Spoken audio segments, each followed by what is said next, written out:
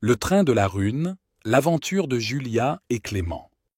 Il était une fois, dans un petit village au pied de la montagne de la Rune, une fillette nommée Julia et son petit frère Clément.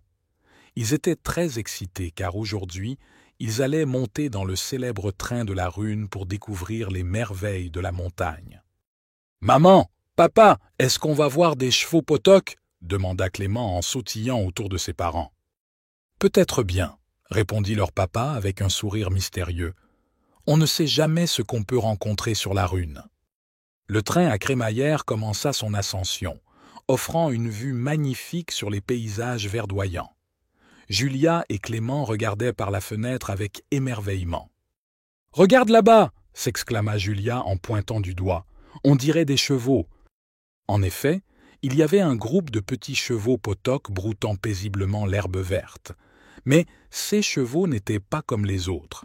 Ils avaient des couleurs éclatantes et semblaient presque briller sous le soleil. « Bonjour les enfants !» dit soudainement l'un des chevaux en s'approchant du train. Julia et Clément écarquillèrent les yeux de surprise. « Tu parles ?» balbutia Clément. « Bien sûr que je parle, » répondit le cheval avec un clin d'œil. « Je m'appelle Lumière, et voici mes amis Éclair et Arc-en-Ciel. » Les autres chevaux s'approchèrent également et saluèrent joyeusement les enfants.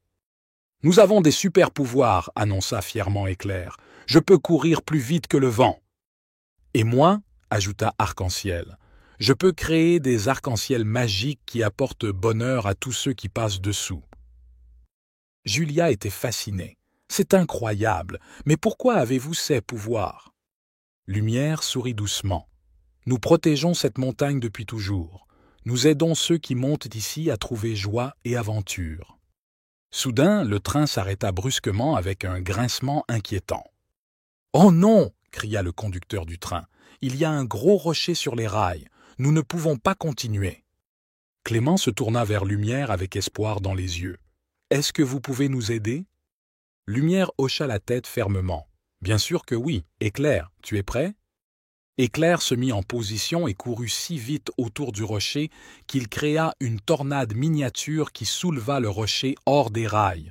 « Ouah !» s'exclamèrent Julia et Clément en applaudissant. Mais ce n'était pas tout.